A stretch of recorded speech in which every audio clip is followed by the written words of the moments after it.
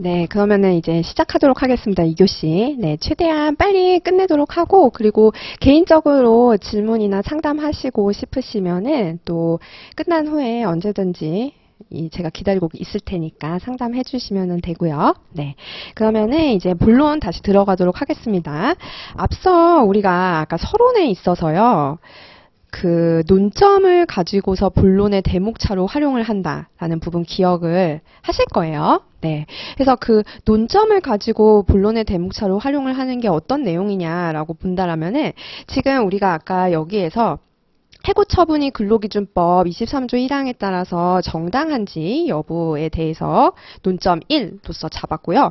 그 다음에 근무성적 불량이 사회통념상 고용관계를 계속할 수 없는 경우인지 여부, 요게 이제 심화된 논점 2였어요. 지금 노베이스이신 분들은 이해가 안 되는 게 당연합니다. 아유 무슨 말이야 라고 생각하실 수 있는데 그건 당연한 거예요. 그냥 이제 논점이 두 개 있구나 라만 캐치하시면 충분해요. 네, 이미 배우신 분들은 잘 아실 거고요. 네.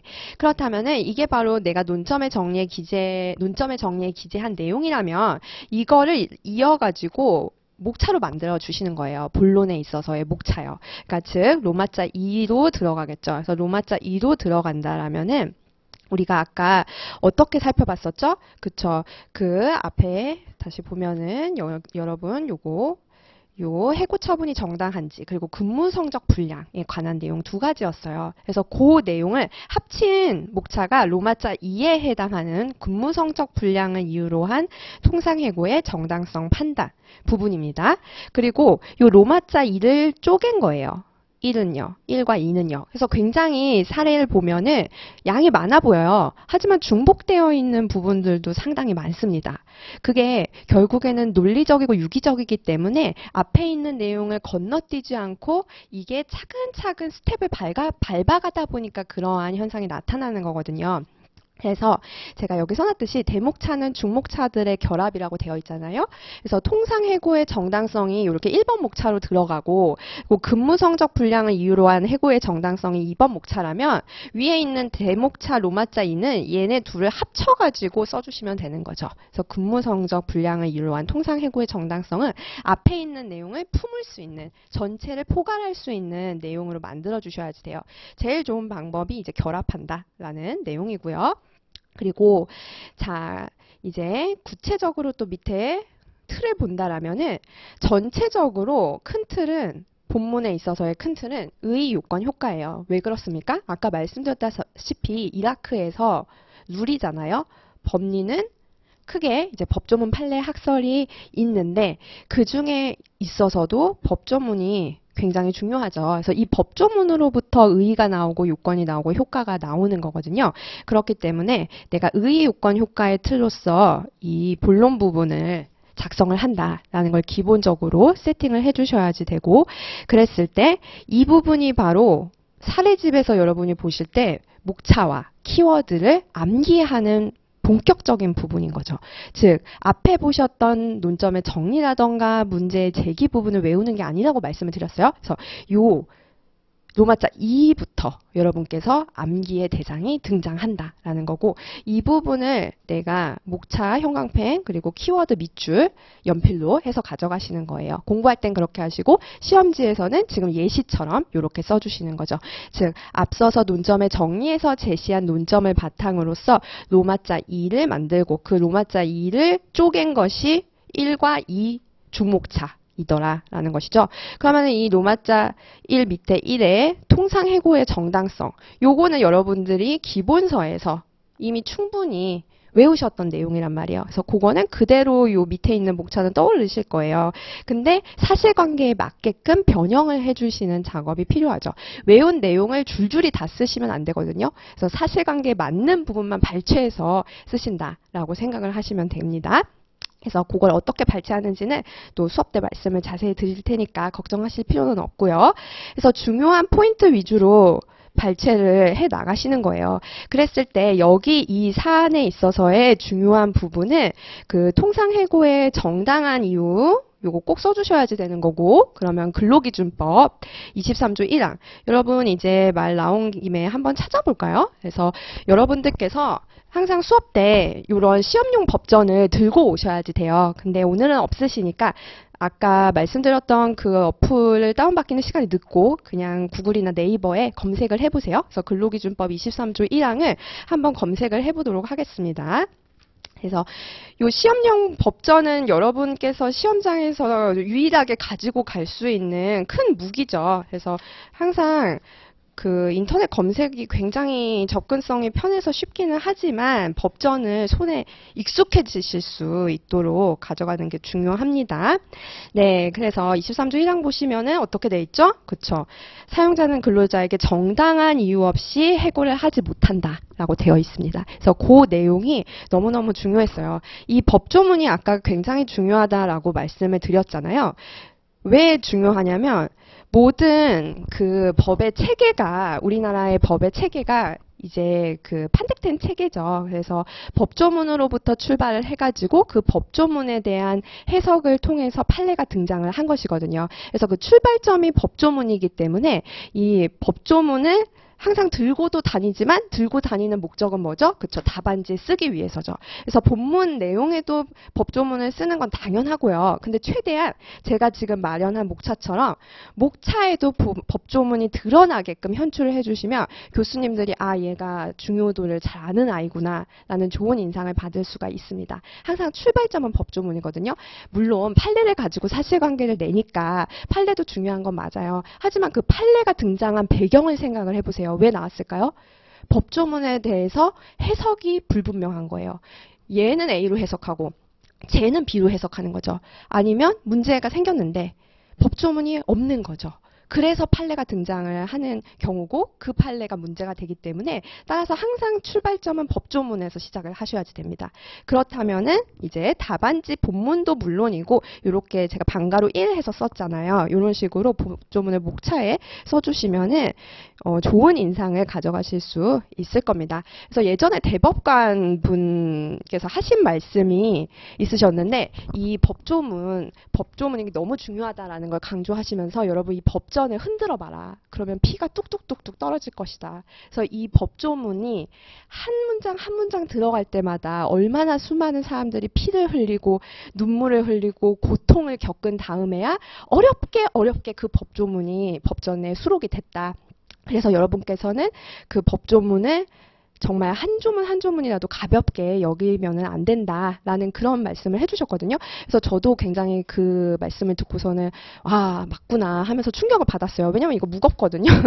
이거 무거워서 가지고 다니기도 힘들고 또 이거를 잘 손에 보기도 익숙치 않을 거예요. 뭐 지금 기본서 보기도 바빠 죽겠는데 그쵸? 하지만 그 아까 대법관님의 말씀처럼 정말 여러분들께서 앞으로 실무가가 되시면은 수많은 사람들의 그 눈물과 고통과 피를 닦아주시는 그런 분들이 되실 거잖아요.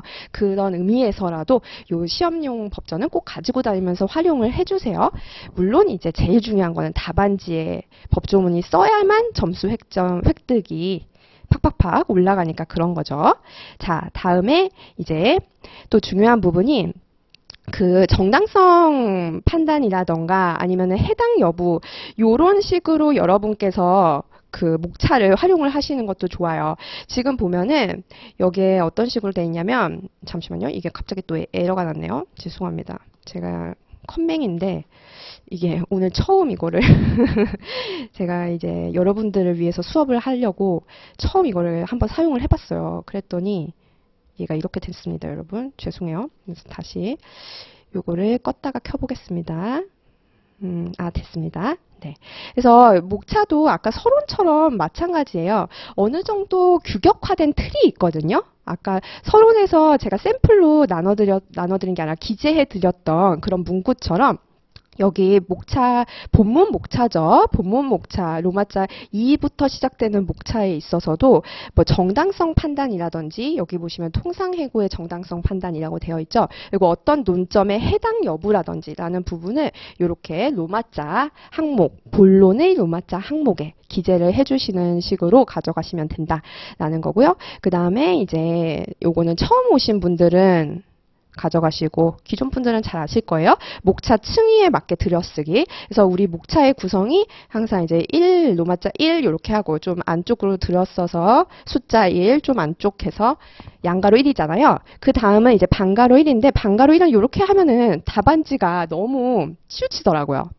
그래서 양가로 1까지만 여러분께서 들여쓰기를 해주시는 거고, 그 다음에 여기 반가로 1에 해당하는 부분은 여러분께서 그냥 이렇게 이어서 가져가 주시면 되겠습니다. 그리고 밑에는 동그라미로 가져. 그래서 이렇게 쓰는 게 답안지의 전체적인 고정된 넘버링이다 라고 생각을 하시면 되겠습니다. 자, 그리고 이제 목차에 대해서 말씀을 드렸어요. 왜 이렇게 목차를 먼저 말씀드리냐면 여러분께서 문제 푸시는 데 있어서 바로 그냥 이렇게 쓰시는 거 아니거든요. 뒤에서도 말씀을 드리겠지만 문제를 딱 받으셨어요. 그러면은 지금 보시다시피 얼마나 길어요. 굉장히 길단 말이에요. 그래서 이 문제를 하나하나 사실관계를 파악을 하고 또 여기에 해당하는 논점을 찾아서 크게 목차를 만드신 다음에 그 다음에 이제 본격적으로 쓰시는 거예요. 그렇기 때문에 그때 여러분께서 아마 이렇게 세부 목차까지는 못 가실 거예요. 시간이 좀 부족하기 때문에. 하지만 이제 로마자 2 그리고 숫자 1 여기까지도 가면 좋죠. 여기까지는 여러분께서 문제를 받고 시험 종 딱 친 다음으로부터 한 15분 안쪽으로는 해주셔야지 된다라는 점이고요.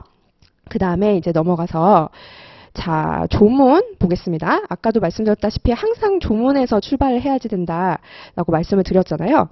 그렇기 때문에 목차에도 우리가 조문을 썼어요. 근로기준법 23조 1항. 하지만 본문에도 또 다시 써주셔야지 됩니다. 그 핵심 키워드 내용을요. 다 줄줄이 쓰라는 게 아니고 핵심 키워드. 아까 보시면 뭐였죠? 그쵸. 정당한 이유에 해당하는 부분. 그거를 쓰고 그 다음에 이제 출처를 써야지 되겠죠. 그게 바로 법조문 기재 팁에 해당하는 내용이에요.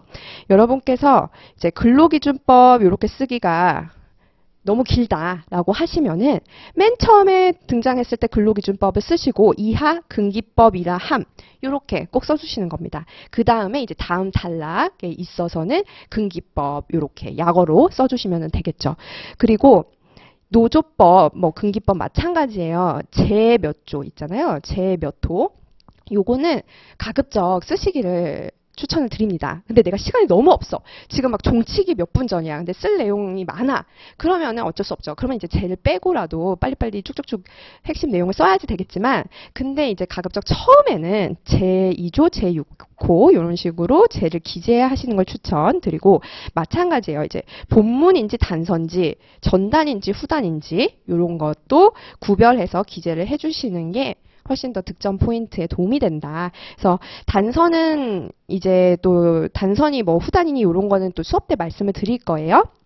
그 다음에 이제 넘어가서 다음으로 이제 일반론 같은 경우에서는 무엇보다도 법률 용어의 의의가 중요하죠. 아까 같은 경우라면은 우리가 이제 통상해고해서 해고의 의의 있잖아요. 그래서 이 해고의 의의에 대해서 그 정확하게 써주신 다음에 그 다음에 뭐 통상해고랑은 또 무엇이다 라는 것을 여기 일반론으로서 기재를 해주시는 게 필요로 합니다. 하지만 그것보다 더 중요한 거는 밑에 보는 이 판례죠. 이 판례가 메인인 것이고 학설에 대해서는요 여러분 적게 쓰셔야지 돼요. 판례보다는 이제 적게 가져가시는 거고, 근데 이제 판례의 법리를 비판하거나 아니면 보충할 때 활용을 해주셔라 라는 부분입니다. 그래서 메인은 판례입니다. 왜냐하면 이 판례의 법리를 구체적인 사실관계를 이용해서 문제를 만드니까 그렇죠. 그래서 이 법리를 메인으로 가져가 주시고 이렇게 한자로 써 있잖아요. 그래서 판례는 목차에도 마찬가지고 본문에도 가급적 한자로 써주시는 게 좋아요. 왜냐하면 교수님들께서 여러분 시험지를 채점하는 데 걸리는 시간은 굉장히 짧습니다.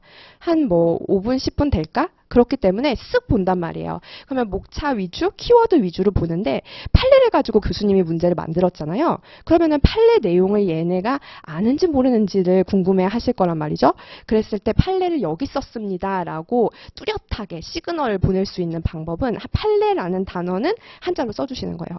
이게 처음에는 외우기 힘들 수 있어요. 하지만 계속 앞으로 쓰실 거기 때문에 이 부분은 충분히 가져가실 수 있을 겁니다. 네.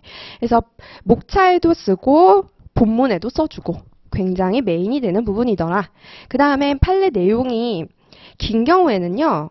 핵심 내용을 넘버링을 해서 가져가 주시는 게 필요해요. 그래서 지금 본다라면 여기 근무 성적 불량을 이유로 한 해고의 정당성, 요게 이제 최신 판례가 있었죠. 그래서 그거를 크게 쪼개서 써주시는 거예요. 내용이 많은 경우요. 그때 넘버링이 들어가는 거죠. 그래서 지금 양가로 1, 양가로 2 이렇게 나누었잖아요. 그래서 어떤 기준으로 나누었냐라고 본다면 지금 최근 판례는 근무 성적 불량을 이유로 해고할 수 있다고 정한 취업 규칙에 따라서 해고했을 때 어떤 기준을 제시를 했냐 하면은 이렇게 동그라미 1, 동그라미 3 이렇게 제시를 했어요. 근데 거기서 보면 동그라미 3 뒤에 보세요. 1, 2, 3 등이죠. 1, 2, 3 등 사회통념상 고용관계를 계속할 수 없을 정도의 하나여라고 연결이 됐습니다. 이 하나여에 해당하는 부분이 바로 양가로 2로 이어지죠. 이때 하면서 사회통념상 고용관계를 계속할 수 없을 정도를 또 더 구체적으로 들어가서 살펴보고 있죠. 그래서 지금 판례의 큰 틀을 또 보셔야 돼요. 판례의 큰 틀을 보면은 1번, 2번, 3번의 기준이에요. 근데 1, 2, 3번을 어떻게 판단할 건데 지금 인사평가가 공정하고 객관적인 기준. 너무 뜬구름 잡기잖아요. 이걸 어떻게 판단할 건데 지금 구체적인 그 근무 성적 불량으로 인해서 해고를 당해서 답답한데 판례가 인사평가 공정 객관적인 기준 하면은 선비 같은 소리 하고 앉아있네 이런 마음이 들 수 있죠. 그러니까 그거에 대해서 더 구체적으로 판례가 적시를 해준 게 근로자의 지위, 업무 내용 이런 식으로 들어갑니다. 그러니까 내용이 크게 양가로 1의 내용 일반적인 부분, 일반적인 기준 부분과 좀 더 구체적인 기준, 양가로 2 이렇게 나뉘죠. 이런 식으로 내용이 바뀔 때마다 양가로 1, 양가로 2 식으로 크게 넘버링을 해주시고 그 다음에 양가로 1에서도 이 동그라미 1, 2, 3이 쉼표로 나눠졌거든요. 그래서 각각의 기준들이었어요. 그러니까 출제위원분들이 굉장히 이제 피곤하시단 말이에요. 많은 시험지를 한 번에 채점하려니 또 눈도 침침하고 그렇죠. 그러니 가독성이 좋게끔 동그라미 1, 2, 3 식으로 넘버링을 해주시는 게 필요하고요. 그래서 판례의 넘버링은 크게 두 개입니다. 판례 내용이 큰 단락 측면에서 바뀔 때 양가로로 가져가는 거고 또 단락 안에서 구체적인 기준들이 세부 내용들이 열거됐을 때 동그라미로 분리를 해서 가독성 좋게 해준다라고 생각하시면 되겠습니다. 그리고 이제 또 틀을 소개를 해드리는 내용이 밑에 내용이에요. 판례는 한자로 쓰라고 말씀드렸죠. 그래서 판례는 이렇게 해가지고 무슨 경우라고 해도 되고요. 무슨 사안에서라고 해도 돼요. 그 다음에 쉼표하시고 뭐뭐라고 아니면 뭐뭐 한다고 뭐뭐 된다고 보았다. 이게 이제 큰 문장의 틀입니다. 이 안에서 내용만 바뀌는 거거든요. 한번 옆에 예시를 볼게요. 그래서 판례는 이렇게 했죠. 판례는 해서 어떤 경우에 그리고 1번, 2번, 3번 어쩌고 라고 보았다. 이런 식으로 큰 틀이 이루어져 있는 겁니다. 그래서 지금 판례가 어떤 경우이냐라는 것은 판례의 내용을 어떻게 보면 좀 요약한 판례의 사실관계 내용을 요약한 부분이다라고 볼 수 있겠죠. 그래서 근무 성적 불량을 이유로 해고할 수 있다고 정한 취업 규칙에 따라서 근로자를 해고한 경우, 이게 이제 판례의 사실관계를 요약한 부분이거든요. 그래서 이 부분은 이제 수업 때 또 말씀을 드릴 거예요. 이런 식으로 요약을 하라라고요. 그래서 판례는 어떤 사실관계의 경우에 1번, 2번, 3번의 경우, 3번의 기준으로 해고의 정당성이 인정된다고 보았다라는 구조입니다. 그래서 판례는 어떤 경우에 어떻다고 보았다. 이게 큰 틀이다. 그래서 이 틀 안에서 내가 외운 내용만 바꿔 끼는 거예요. 그래서 교체하시는 겁니다. 그래서 모든 사례집의 내용을 완벽하게 암기하시는 건 절대 아니에요. 키워드를 암기하신 다음에 제가 말씀드렸던 이 형광펜 틀에 갖다가 교체해서 바꿔 껴주시기만 하면 되는 부분입니다. 그래서 그런 내용들을 앞으로 계속 같이 훈련을 하실 거예요. 그 내용이 밑에 있어요. 통암기 하실 필요 없어요. 근데 물론 핵심 키워드는 당연히 암기하는 게 필요합니다. 왜냐하면은 뒤에 보시다시피 정제되어 있는 표현이거든요. 그래서 압축적으로 판례가 표시를 하고 있어요. 그렇기 때문에 그 내용을 그대로 썼을 때 의미도 명확하면서 시간도 아낄 수 있어요. 그렇기 때문에 이제 꼭 외워야지 될 부분은 말씀을 드릴 거예요. 그래야만 좋은 인상도 주고 시간도 절약이 되더라라는 부분입니다. 자, 그 다음에 이제 넘어가시고 요 6페이지는 나중에 볼게요. 그래서 이어서 계속 보도록 하겠습니다. 3번 본론, 두 번째 본론이죠. 이제 첫 번째 본론이 룰에 해당되는 부분이고 세 번째 본론이 적용, 어플리케이션, 사안의 검토에 해당되는 부분이에요. 얘도 마찬가지로 암기의 영역이 아닙니다. 암기의 영역은 두 번째 부분이 암기의 영역이에요. 아까 말씀드린 것처럼 그 법리, 판례의 법리, 법조문 암기일까요? 아니죠. 법조문 찾아 쓰시면 돼요. 시험장에서 이 법정 가지고 찾아 쓰시면 되죠. 하지만 이제 그 아까 보셨던 그 정당한 이유에 관한 23조 1항은 너무 유명하니까 그런 건 계속 강의 들으시면서 외워지실 거예요. 근데 그 외 조문들을 여러분께서 여기에서 빠르게 찾으실 수가 있을 정도로만 얘를 옆에 계속 두시면서 보시면 됩니다. 그래서 조문도 엄밀히 말하면 암기의 영역이 아니죠. 외워야지 될 부분은 판례의 법리 부분. 근데 그것도 토시 하나 안 틀리고 외우냐? 하면 아니에요. 키워드 위주로 돌리셔야지 됩니다. 그래야만 내가 노동법만 고득점을 받는 것이 아니라 모든 과목을 골고루 잘해서 접시를 여러 개를 잘 돌려서 합격을 하실 수 있으니까요. 네. 그래서 넘어가서 본다라면은 여기는 이제 글짓기죠. 글짓기. 그래서 문제의 사실관계 우리가 앞에서 논점에 정리해서 쟁점을 통해서 봤는데요. 그래서 그 부분을 법리에 적용을 하는 연결고리 연결하는 부분입니다. 그래서 얘가 사실 사례형에 있어서는 핵심이죠. 분량은 어떻게 보면은 좀 적을 수도 있어요. 왜냐하면 룰, 판례에 해당하고 법조문, 또 일반론에 해당하는 부분이 분량은 많으니까요. 그에 비해서 어떻게 보면 분량은 적지만 하지만 분량 대비 배점은 가장 높죠. 그리고 여기서 답안지를 차별화할 수 있어요. 앞에 판례 부분은요, 법리 부분은요, 다 똑같아요. 비슷비슷합니다.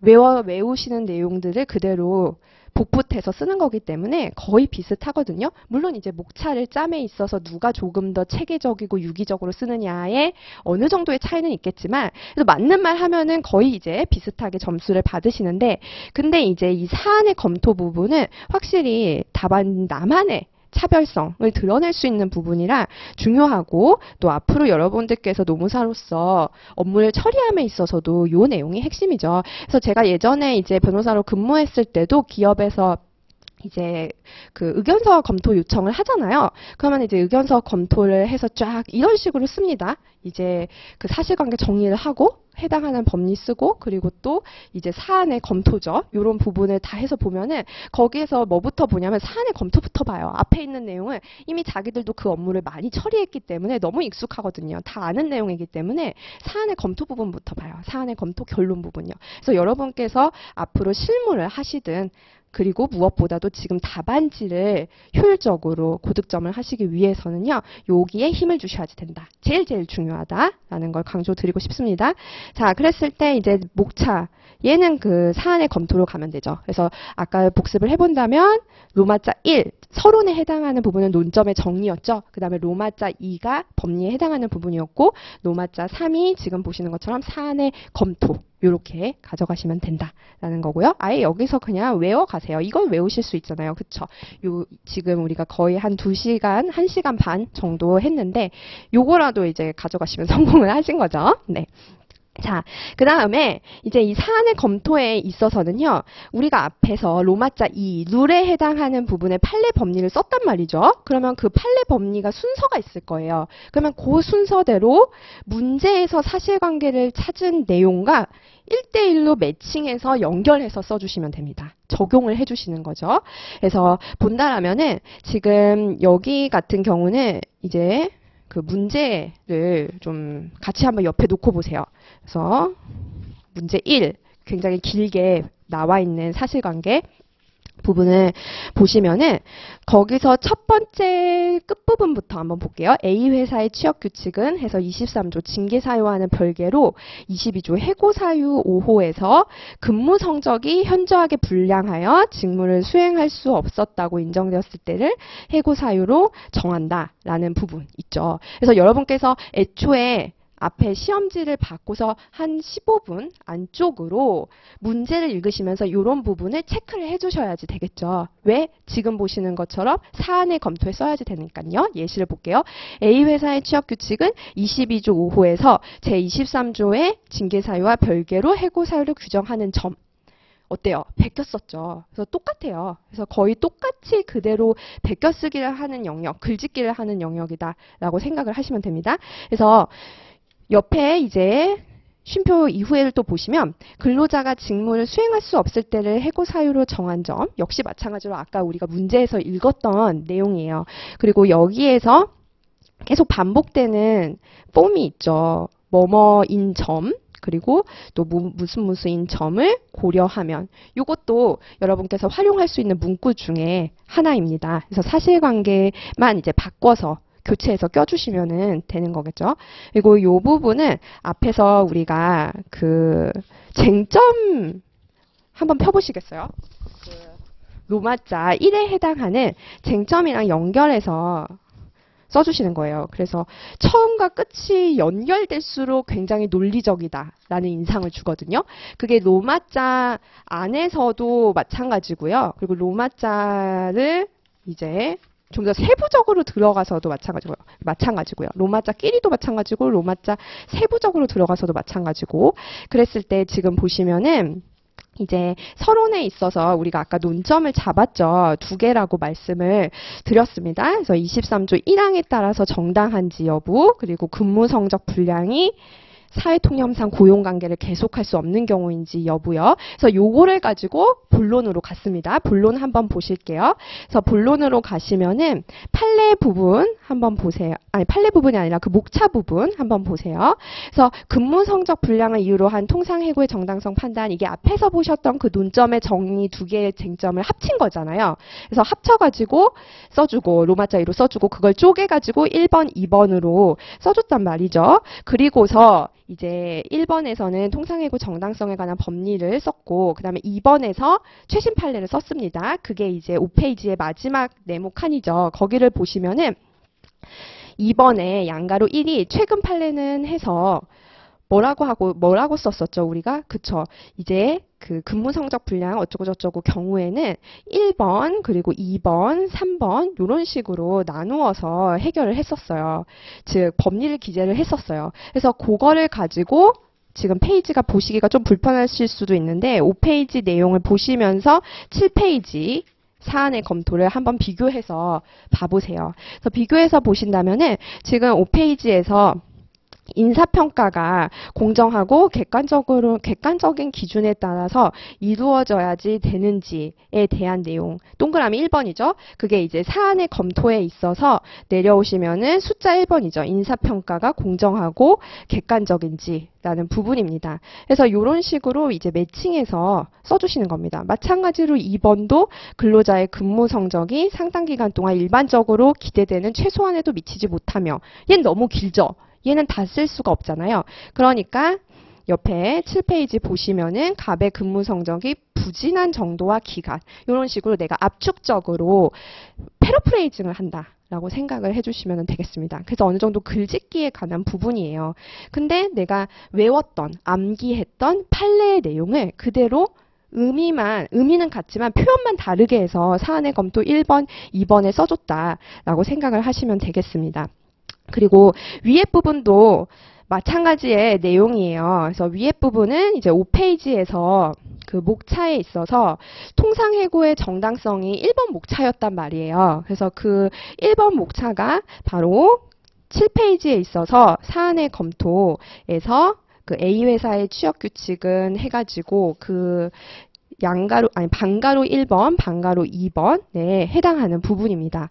우리가 5페이지에서 통상해고의 정당성이라고 물었으니까 지금 사실관계에서 통상해고에 관련된 부분을 찾아가지고 여기다가 연결을 시켜주시는 거죠. 그랬을 때 지금 사실관계가 아까 우리 첫 번째 문장에 읽으셨잖아요. 그 내용, 그래서 별개로 해고 사유를 규정하고 있었고 직무를 수행할 수 없을 때를 해고 사유로 정한 점을 고려해서 통상해고다. 그래서 이렇게 5페이지에서 1번에서 통상해고를 얘기했으니까 7페이지 사안의 검토에서도 통상해고에 대해서 매칭시켜서 각각 1대1로 사실관계를 적용을 시켜주신다라면 되죠. 그 다음에 사실 그 5페이지 앞으로 돌아와서 보시면은 그게 통상해고의 정당성 중에서 양가로 1, 해고의 의의에 대한 내용이에요. 이게 완벽하게 모든 답안이 기재되어 있지 않다 보니까 여러분께서 좀 헷갈리실 수 있을 텐데 그래도 본론, 법리에 해당되는 부분과 그리고 사안의 검토에 해당하는 부분을 1대1로 매칭한다. 그 느낌만 가져가시면 충분합니다. 그래서 5페이지 보시면은 숫자 1번 하위 목차에 양가로이 2에서 해고의 정당한 이유가 있고 그 하위 목차로서 23조 1항 에 대한 제안을 말하고 있었죠. 그래서 그 내용이 7페이지에 왔을 때 그러나 해서 이하의 내용입니다. 그래서 금기법 23조 1항에 따라서 더 판단을 나아가야지 된다라는 내용이죠. 그래서 5페이지에 목차 순서대로 통상 해고의 정당성 중에 해고의 의 그리고 해고의 정당한 이유, 근로기준법 23조 1항에 의한 제한 요거에 매칭되는 사실관계를 문제에서 찾아가지고 사안의 검토의 순서대로 써주시면 된다. 그게 이제 포인트입니다. 그게 이제 5페이지에 2번으로 또 연결이 되는 거죠. 그래서 2번에서도 근무 성적 불량을 이유로 했을 때 양가로 1에서 동그라미 1, 2, 3 굉장히 길게 썼잖아요. 길게 썼으면은 그 내용을 사안의 검토에서도 목차를 통해서 보여주셔야지 돼요. 이게 동그라미까지 쓴 이유는 결국에 잘 보이라고 쓴 거거든요. 그러면 그 잘 보인 걸 적용하는 게 메인 포인트이기 때문에 적용할 때 역시 마찬가지로 이렇게 목차화 시켜가지고 가독성 있게 해주시는 거겠죠. 그래서 5페이지에 동그라미 1번이 7페이지에 그 숫자 2번, 숫자 1번, 숫자 2번 이렇게 매칭이 됩니다. 그래서 5페이지에 동그라미 3의 향후 개선 가능성을 인정하기 어렵다. 요거를 사안의 검토에서 어떻게 썼나요? 어서 보시면은 3번 해서 향후 개선 가능성 인정 여부 이런 식으로 바꿔주신 거죠. 그래서 지금 법리에 대한 내용을 사실관계랑 비교해 봤을 때 사실관계가 법리에 딱 들어맞느냐 아니면 안 맞느냐 그거를 써내려가는 1대1로 짝짓기 해주는 그런 영역이라고 보시면 되겠습니다. 그래서 지금 구체적으로 그렇게 룰에 해당하는 부분과 어플리케이션 부분의 매칭을 보셨어요. 이거는 큰 틀의 측면에서 매칭을 시키신 거고요. 그 다음에 사안의 검토 안에서 또 세부적으로 매칭을 시켜주시는 게 필요해요. 그래서 사안의 검토 안에서 매칭을 시키는 게 무슨 말이냐 라면은 지금 여기서 오른쪽에 있는 내용 중에 소결 마지막에 있는 소결 부분 한번 볼게요. 그래서 사안의 검토의 처음 내용을 활용해라. 재탕한다. 또는 사안의 검토의 핵심을 쫙 실로 깨어서 요약을 한다. 이게 사안의 검토에서의 소결의 내용입니다. 즉 우리가 앞서서 사안의 검토에서 1, 2, 3은 어떻게 했어요? 그쵸. 앞에 본론, 룰, 판례, 법리를 쓴 부분에서 그대로 가져와 가지고 목차화 시켰어요. 목차화 시킨 다음에 문제에 있는 사실관계를 룰에 쓴 판례 법리와 매칭을 시켜가지고 사안의 검토에 기재를 했었죠. 본문으로서 기재를 했었어요. 근데 그렇게 기재를 한 다음에 그냥 끝내면 안 되죠. 항상 논리적인 답안에서는 결론을 맺어주셔야지 됩니다. 그래서 사안의 검토 안에서도 소결이 들어가야지 돼요. 근데 그러면 그 소결을 어떻게 쓰느냐? 라고 한다면은 여기 옆에 말씀드렸던 것처럼 사안의 검토의 앞부분에 쓴 내용을 재탕을 하는 거예요. 제가 지금 밑줄을 쳐놨죠. 갑의 근무 성적 불량이 직무를 수행할 수 없을 정도의 경우에 해당해서 사회통념상 A회사와 갑의 근로관계를 계속할 수 없는 경우인지를 검토해야 된다. 이거 왜 이렇게 썼었죠? 그쵸? 앞에 룰에서 판례가 그 근무 성적 불량에 대해서 해고할 수 있다라고 규정하면서 그 기준을 사회통념상 고용관계를 계속할 수 없는 경우인가 그거를 기준으로 삼았거든요. 그러니까 우리도 사실관계에서 그런 경우 맞아? 이렇게 의문을 가지시고 그에 대한 답변을 써주시는 거죠. 그러다 보니까 사안의 검토가 지금 노란색 형광펜처럼 나온 거예요. 그리고 5페이지에 판례에 동그라미 넘버링에 따라서 사안의 검토 7페이지에 1번, 2번, 3번이 이루어진 것이고 그 다음에 4번을 요약을 한 소결이 나오는 거죠. 즉 우리가 사안의 검토에서 앞부분에 밑줄 친 부분 내용이 있죠. 그래서 그 내용을 다시 베껴 써주시면 돼요. 그래서 보면 지금 종합하면 이런 내용을 써주셔야지 되겠죠. 그래서 요거는 그냥 고정 문구라 생각하시면 되고 종합하면 해서 앞에 우리가 여기 밑줄 쳤던 이 내용을 그대로 이제 베껴가지고 쓰시면 돼요.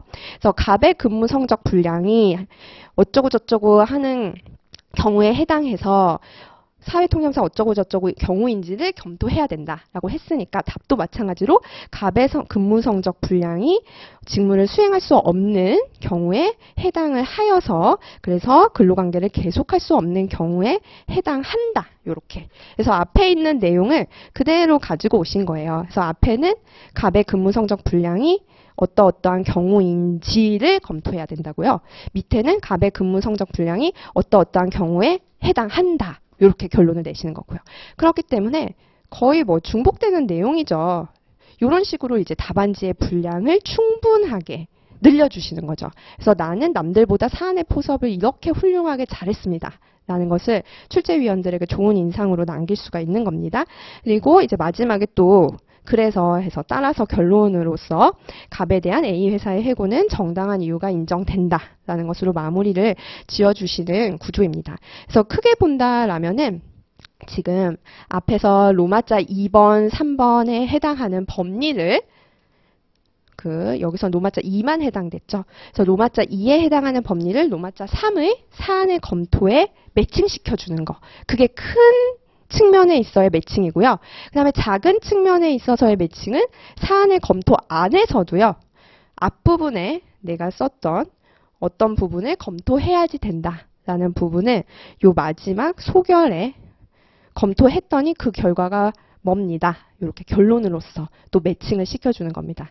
그래서 그 본문의 룰에 해당하는 부분 그리고 본문 두 번째 사안을 검토하는 부분을 큰 틀에서 매칭을 시켜주시고 그 다음에 작은 틀에서 사안의 검토 안에서도 그 안에 서론이죠. 사안의 검토 안에 서론에 해당하는 부분과 여기 끝부분에 결론에 해당하는 부분을 매칭을 시켜주시는 식으로 유기적으로 연결을 해주시면 훨씬 더 논리적인 답안지가 됩니다.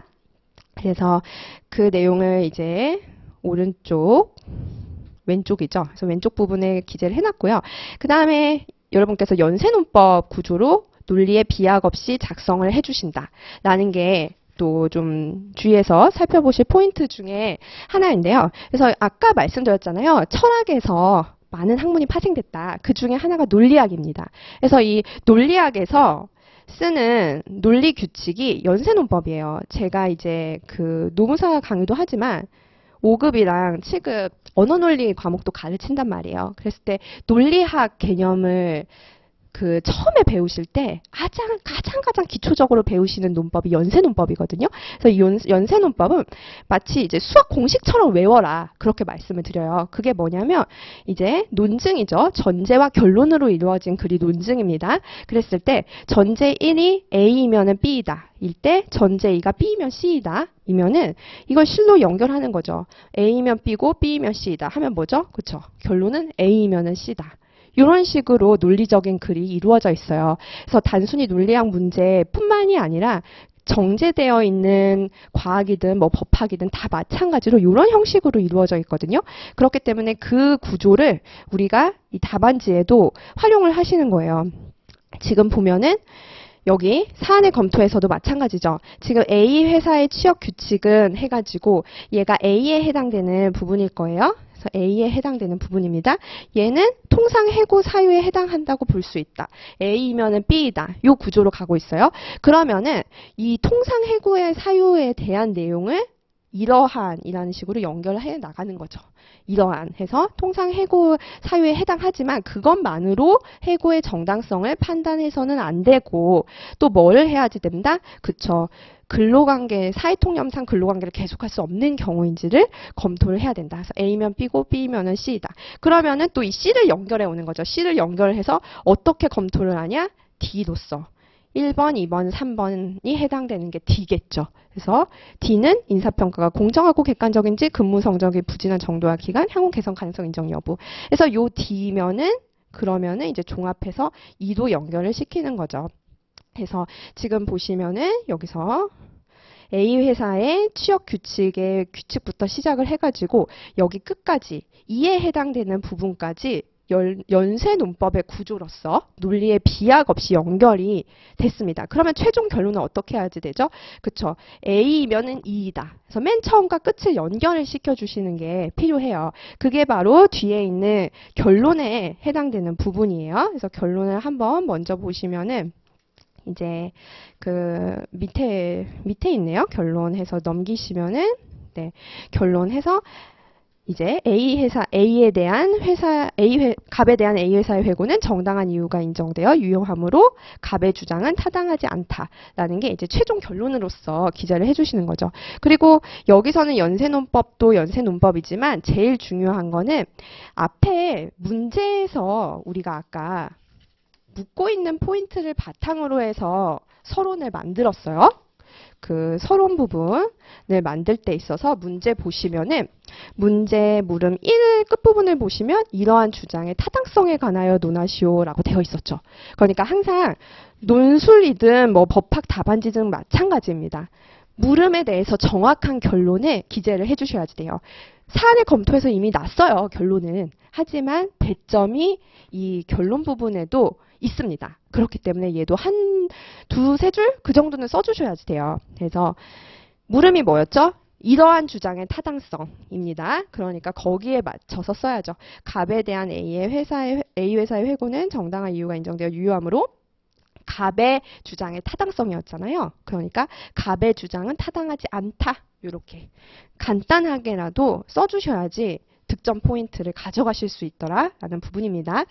그렇게 하고 다시 앞으로 돌아오셔가지고 이제 그 중간 부분 보시면은 내용 바뀔 때마다 줄 바꾸기 하고 넘버링 하는 거는 앞에 법리 부분이랑 똑같아요.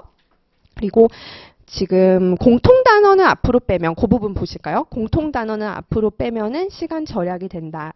그 부분이 뭐냐면 이제 옆에 예시에서 숫자 2 보이시죠? 숫자 2. 갑의 근무 성적이 부진한 정도와 기간. 여기 있잖아요. 여기서 이제 공통 부분이 바로 이 부분이에요. 2016, 아니죠. 이 부분이 아니라 그 옆부분. 갑은 인사평가에서 요렇게 되어 있는 부분이요. 그래서 갑은 인사평가에서 2016년은 C등급을 요렇게 되어 있죠. 그리고 2017년부터 2019년까지는 D등급을 이런 식으로 공통된 부분이 각각의 문장 부분에, 문장이 아니죠. 각각의 단어 부분에 수식을 해주고 있습니다. 그래서 갑이 2016년은 C등급을, 그리고 갑이 2017에서 19년은 D등급을, 이런 식으로. 그래서 공통 부분을 앞으로 빼시면은 갑은 인사평가에서 라는 것을 두 번 안 써도 돼요. 그래서 시간을 좀 더 세이브 하실 수가 있겠죠. 그래서 그런 부분이 그 판결문 기재할 때 항상 이런 식으로 배우거든요. 그래서 그거를 활용하시면 좋을 것 같아요. 그래서 그 판사들이 쓰는 법률 문장의 형식과 그리고 또 우리 법학 교수님들이 사용하시는 그 문장들이 거의 거기에요. 항상 비슷하기 때문에 이 공통 부분을 빼는 거 활용을 해주시면 좋을 것 같아요. 자, 그 다음에 이제 넘어가서 아까 말씀드린 것처럼 이게 동그라미 넘버링을 한 다음에 뭐뭐인 점, 그리고 뭐를 등을 고려하면 요거는 또 고정된 틀이다 라고 생각을 하시면 됩니다. 그래서 동그라미를 각각 넘버링을 달아주면서 뭐뭐인 점 등을 고려하면 이런 식으로 해서 고려하면 어떤 결론이다. 뭐에 해당한다. 이런 식으로 틀을 갖춰 놓으세요. 이 틀은요. 여러분 실무 나가시면은 의견 썼을 때도 클라이언트한테 보낼 때도 이렇게 쓰십니다. 실제로. 넘버링하고 뭐뭐인 점 등을 고려하면 요거에 해당한다라는 것이요. 그래서 여기 틀 기재를 해드렸고, 그 다음에 아까 소결은 했던 내용이니까 패스하도록 하겠습니다. 네, 이제 마무리 단계에 와야죠. 그래서 이것만 보고 마칠게요. 법학 답안 작성 시 주의사항입니다. 아까 앞에서 살짝 말씀드리기는 했는데 우리가 이렇게 긴 문제 그리고 또 뒤에 보면은 물음도 길어요. 사실관계도 굉장히 긴데 물음도 굉장히 길죠. 그랬을 때 어떻게 독해를 하시는지 그 부분에 대해서 말씀을 드리도록 하겠습니다. 자, 먼저 시험지를 딱 받으셨어요. 그러면은 10에서 15분 정도는 문제를 독해하고 목차를 짜야지 된다라고 말씀을 드렸죠. 그랬을 때 각각 여러분의 행동 강령 스텝별로 보겠습니다. 자, 스텝 1. 설문 단락 있죠. 설문 단락부터 읽어보시는 겁니다. 그러니까 설문이라고 하면 물음의 단락이죠. 그래서 물음 단락부터 읽는다. 즉 우리가 순서대로 본다라면 문제가 있고 물음이 있을 겁니다. 하지만 그렇게 가지 마세요. 물음 먼저 보세요. 물음 먼저. 물음 먼저 보시는데 이때도 물음을 꼼꼼히 보시는 게 아니라 문장의 뼈대인 주어 수어 위주로 보시는 겁니다. 그래서 주어 수어 위주가 어떤 말이냐라면은 문제를 한번 같이 놓고 보도록 하겠습니다. 그래서 문제 스텝 1을 딱 진행을 한다면은 여러분께서 물음을 피셨어요. 딱 보면은 먼저 지금 이게 30점이다 라는 것을 확인을 하실 수가 있고 그 다음에 이제 갑은 얘가 주어죠. 그래서 갑은 그래서 은는 이가 앞에가 주어라고 생각을 하시면 됩니다. 그랬을 때 항상 수어가 중요하죠. 그래서 여기가 이제 수어에 해당하는 것일 거고 그랬을 때 이거는 뭐뭐하무로잖아요. 뭐뭐하무로. 그러니까 여기서 끊어주시고 주된 문장은 뭐죠? 갑은 정당한 이유가 없는 해고로서 무효라고 주장한다라는 부분이죠. 그러니까 내가 주어를 찾았으면은 갑은 뭐라고 주장하지? 요거를 먼저 빨리 봐주시는 거예요. 그러니까 이 가운데 부분, 제가 이렇게 가로친 부분을 쓱 읽으시는 거죠. 맨 처음에는. 그냥 빠르게, 거의 안 읽다시피 빠르게 지나가고 갑은 정당한 이유가 없는 해고로서 무효라고 주장하는데 이게 타당한지. 그래서 내가 딱 시험지를 받았을 때, 아, 지금 앞에 있는 문제가 굉장히 긴데 거기에 무슨 갑이 정당한 이유가 없는 해고로서 무효라고 주장하는 사실관계가 있나 보다. 그리고 그 타당성에 관해서 논하라. 라는 요 포인트를 먼저 체크를 해주신다. 라는 게 제가 그 주의사항에 써드렸던 첫 번째 내용 부분입니다. 그랬을 때 이제 두 번째 내용 살펴보도록 할게요. 그 스텝 2에 해당하는 부분이죠. 보시면은 다음 스텝은 어떻게 가냐. 이제 사실관계로 넘어가는 겁니다. 사실관계라고 하면은 바로 앞에 길게 기재가 되어 있는 문제 1을 말하는 거죠. 그리고 이 문제 1도 한 번에 다 읽으시고 모든 것을 가져가겠다. 욕심내시면 안 돼요. 1턴, 2턴으로 나누어서 독해를 하셔야지 돼요. 그랬을 때 첫 번째 1턴 독해는 아까 설문, 즉 그 물음에 해당하는 부분처럼 주어 수어 위주로 빠르게 통독을 해 나가시는 겁니다. 그래서 전체 단락을 보실 때 있어서 역시 마찬가지로 뼈대 위주로 봐주시는 거예요. 그래서 A 회사는 주식 회사이다. 그 다음에 A 회사의 취업 규칙은 해서 무슨 때를 해고 사유로 정하고 있다. 이런 식으로 주어 수어 위주로 빠르게 넘어가시는 거예요. 그래서 빠르게 통독을 하셔야지 여기서 뭐 징계 사유와는 별개로 해고 사유 5호 이렇게 하나하나 1턴에 보시지 마셔라. 그래서 먼저 1턴에는 빠르게 이제 전체적으로 통독을 해나가면서 뭐를 떠올리셔야지 되냐면 아 이제 얘가 주요 논점이 뭐고 판례는 이런 판례를 쓰면 되겠구나 라는 걸 1턴에 대충 떠올리셔야지 된다라는 거고 그리고 나서 이제 판례가 나오면은 목차를 짤 수가 있거든요. 아까 말씀드렸던 이라크 방법에 의해서 목차를 짜보시는 거죠. 세부 목차까지는 힘들어도 노마자 1, 숫자 1 그리고 뭐 양가로 1이 어렵다면 뭐 1까지라도 그렇게 해두신 다음에 그 다음에 이제 가능하신 분들이라면 여기에 판례 법리 키워드 예컨대 우리가 앞에서 살펴본 내용들이라면은 최신 판례 내용이 있었잖아요. 그래서 우리 한번 최신 판례 내용 다시 살펴보시면 5페이지 보시면 내가 이런 스텝으로 갔을 때 이 근무 성적 불량을 이유로 한 해고의 정당성이 있을 거 아니에요? 이것도 뭐 다 쓸 필요는 없겠죠. 근무 성적 뭐 이렇게 해서 이런 식으로 물결 이렇게 해서 나만 알아볼 수 있게 하면 된단 말이에요. 빨리 지금 15분 안에 목차를 짜야 되니까 그래서 근무 성적, 물결 이렇게 해놓고 그 밑에 내가 써야 될 판례 키워드 아까 뭐였죠? 동그라미 1번 인사평가가 공정한지라는 부분이었잖아요. 그럼 뭐 인사평가 이렇게 아니 평가만 쓰셔도 되고요. 그 다음에 두 번째 동그라미가 상당한 기간 동안에 일반적으로 기대되는 최소한에도 미치지 못했는지 기간 정도 이런 식으로 그 다음에 세 번째 동그라미 향후 개선 가능성이었어요. 그래서 개선 가능성 이런 식으로 그래서 판례 키워드 정도는 약어라도 간단하게 써주시는 식으로 목차를 잡아보시는 겁니다. 그 다음에 이제 다음 스텝으로 넘어가서 살펴보도록 할게요. 그래서 다음 스텝에 있어서는 본격적으로 이 턴에 들어가서 꼼꼼하게 내가 구체적인 사실관계를 매칭을 시켜서 나중에 사안의 검토에 써야겠다라고 생각을 하시는 거죠. 즉 이렇게 쭉 주어 수어 위주로 아까 읽으시고 그 다음에 목차를 짜셨어요. 그러면 목차를 짜면서 이런 판례가 있구나가 떠올릴 거 아니에요. 그러면 그 판례의 법리가 내가 떠올랐으면 그 판례의 법리에 해당하는 사실관계를 이때 찾으시는 거예요. 이때. 그래서 내가 법리를 보고 그리고 그에 매칭하는 사실관계를 들어가야지 구체적으로 놓치지 않고 문제에 있는 사실관계를 가져갈 수 있는데 그것도 없는 상태에서 그냥 처음부터 A 회사의 취업규칙은 이거를 보면은 시간이 오래 걸릴 수밖에 없는 거죠. 그래서 그 목차를 짜신 다음에 판례 법리 키워드를 체크를 하고 그걸 떠올리면서 매칭이 되는지 여부를 보면서 이렇게 A 회사의 취업 규칙은 요거를 밑줄을 쳐 가시는 겁니다. A 회사의 취업 규칙은 징계 사유와는 별개로 해고 사유를 이렇게 규정을 했네 하면서 요거는 지금 판례 법리 중에서 내가 목차 1번에 해당하는 내용이야. 그러니까 사안의 검토에도 1번 순서 쓸 때 연결해서 쓸 거야. 이런 식으로 해주시는 거고 뭐 여기는 지금 밑줄을 쳤을 때 예컨대 이렇게 밑줄을 쳤을 때 이거는 2번에 양가로 1 이런 식으로 누락이 없게끔 매칭을 시켜주시는 거죠.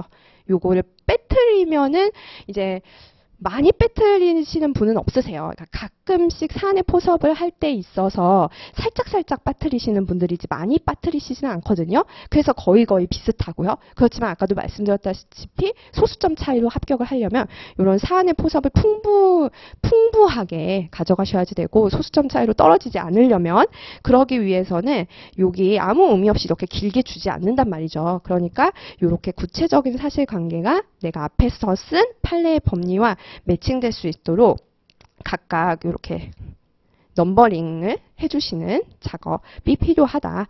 만약에 이 넘버링이 힘들면은 이렇게 끊기라도 해주셔야지 돼요. 이거 아무 의미 없이 그냥 이렇게 줄줄줄줄 이렇게 밑줄 치시는 분들이 있는데 이러시면 안 돼요. 차라리 밑줄 안 치는 게 낫습니다. 그럴 바에는. 네. 그래서 밑줄을 항상 내가 쓸 부분을 빠르게 찾기 위한 책갈피다. 라고 생각을 하시면 됩니다. 그래서 제가 언어 논리 가르칠 때도 항상 선지를 먼저 보고 지문을 올라가라. 그렇게 말씀을 드려요. 그렇게 말씀드리는 이유는 나의 타겟을 찾아야지만 더 빠르게 독해를 할 수가 있거든요. 우리 시험에 있어서도 마찬가지예요. 내가 판례 법리가 이미 타겟이에요. 내가 확인을 했어요. 빠르게 통독을 통해서 판례 법리를 찾았으니까. 그럼 판례 법리에 매칭하는 사실관계가 어딨지? 이렇게 목표의식을 가지고 읽으셔야지 더 빠르게 찾으실 수가 있고 논점, 사실관계를 누락하는 실수를 방지할 수 있다. 그거 마지막으로 말씀을 드렸어요. 그래서 그 내용이 이제 법학 답안 작성 시 주의사항 중 제일 중요한 부분이었고요. 그 다음에 이제 배점 비율에 따라서 양을 조절하세요. 양이란 답안 작성 양, 시험 시간의 양, 둘 다. 그래서 앞에서 살펴봤던 것처럼 우리 노동법 시험이 각각 75점이었고 1점당 1분 생각하시면 되죠. 그래서 75분입니다. 그랬을 때 우리 1번에서 배웠잖아요. 목차 짜는 거 10에서 15분. 문제 독해하고 목차 짜는데 10에서 15분. 그러면 75에서 15분을 뺍니다. 그러면 60분. 60분 가지고 여러분이 쓰시는 거예요. 그랬을 때 50점, 25점 이렇게 나눠지잖아요. 그러면 배점 비율에 따라서 40분, 20분 이런 식으로 쓰는 양을 지금부터 훈련을 하시는 목표를 가져야지 된다라는 거고 그래서 아까 말씀드린 내용이죠. 20점짜리, 50점짜리로 쓰시는 분들 계세요. 그래서 여기는 그냥 정말 완벽을 넘어서 거의 200%에 가깝게 쓰셨는데 정작 그거 쓰느라 시간이 모자르신 거예요. 그러니까 뒤에 있는 쟁점들은 건드리지도 못하고 백지 상태로 제출을 하면 그건 뭐죠? 완전히 비효율적인 답안지죠. 그렇게 하시면 안 돼요. 배점 낮은 문제에 시간과 분량을 더 많이 배정하는 거는 무익적 기재사항 이런 말 들어보셨을 텐데 이익이 없는 기재사항이거든요. 근데 무익적이 아니에요. 유해한 기재사항이에요. 왜요? 그거 쓸 시간에 다른 걸 못 쓰거든요. 그래서 손해입니다. 그래서 절대로 그 배점 낮은 문제에 내 모든 아는 내용을 다 때려박겠어. 이런 마음가짐은 가지시지 말기를 강조드립니다. 마지막 내용이 핵심이죠. 각각의 목차 논점마다 배점이 있으니까 왕펀치를 하나의 쟁점 와 내가 아는 거 나왔다 해가지고서 내가 이 판례 외우느라 얼마나 고생했는데 하면서 거기다가 다 모든 시간을 투자하시는 게 아니라 각각의 쟁점들에 골고루 잽잽잽 잽잽을 날려주셔야지 된다. 그래서 왕펀치가 아니라 잽잽을 날려주신다라는 거가 굉장히 중요한 내용이고요. 다음에 이제 가독성 부분에 있어서는 글씨는 엄청 중요한 건 아니에요. 우리 채점위원들께서 다 알아서 찾아서 점수를 주시거든요. 근데 이제 유리한 측면은 있죠. 보기가 편하거나 판독하기 쉬운 글씨는요. 그래서 저도 이제 공시 공부할 때 백강고시체 이런 거 연습했었거든요. 근데 거기서 보면은 제가 가장 빠르게 습득할 수 있는 스킬은 이거였던 것 같아요. 밑에 써놨어요. 초성을 크게 쓰라. 이 부분은 금방 따라잡을 수가 있겠더라고요. 이게 어떤 내용이냐면, 예컨대 뭐 임금이다 이런 단어가 있다라고 해볼게요. 그러면 얘는 똑같다고 해보겠습니다. 중성과 끝에 있는 얘는 똑같은데, 근데 얘 초성을 동그라미를 이렇게 쓰는 거랑 동그라미를 크게 쓰는 거랑 뭐가 잘 보이세요? 그쵸? 후자가 잘 보이죠. 그래서 초성을 항상 크게 쓰세요. 가 이런 식으로, 이렇게 나 이렇게 이런 식으로만 하면은 그래도 내가 악필이라고 할지라도 알아볼 수는 있다. 그래서 초성을 크게 쓰는 거, 이거 좀 강조를 드리고, 그 다음에 이제 높이를 일정하게 하는 거는 좀 힘드실 수도 있지만 한번 해보실 수 있으면 좋을 것 같아요. 이것도 어떤 말이냐면은 이제 뭐 정당한 이유다라고 되어 있으면은 이거를 이게 답안지가 줄이 되어 있잖아요. 그러면 답안지 밑을 기준으로 해서 최대한 내가 밑에다 쓴다라고 생각을 해주시는 거예요. 이거를 이제 중간에 쓰려고 하면은 이게 삐뚤빼뚤해지거든요. 글자의 높낮이가 달라져요. 그러니까 이제 여기 밑에다가 이제 정당한 이유 이런 식으로 여기 밑에 줄에다가 최대한 맞춘다 하면은 이 선이 일정해지잖아요. 여기 선이 일정해지고 얘가 이제 오르락내리락 하지 않으면, 그러면 각각의 글씨는 못 써도 왠지 깔끔해 보여요. 그래서 좀 좋은 인상을 주거든요. 그래서 그 내용도 한번 평소 훈련하실 때 활용을 해보세요. 그 다음에 이제 판례 법리를 쓸 때 넘버링도 하지만 중요한 키워드가 있을 거예요. 그건 이제 꺽쇠나 아니면 작은 따옴표 활용을 해주시는 거고, 그 다음에 너무 이렇게 만연체 길게 뭐뭐 하는 바 이런 식으로 하시는 건 좋지 않죠. 하지만 어쩔 수 없이 이제 길어질 때가 있기는 해요. 그때는 한 문장 안에 내용이 바뀌는 지점에서 쉼표를 꼭 써주시고, 쉼표를 하고 좀 한 칸 띄우지 말고 좀 많이 띄우세요.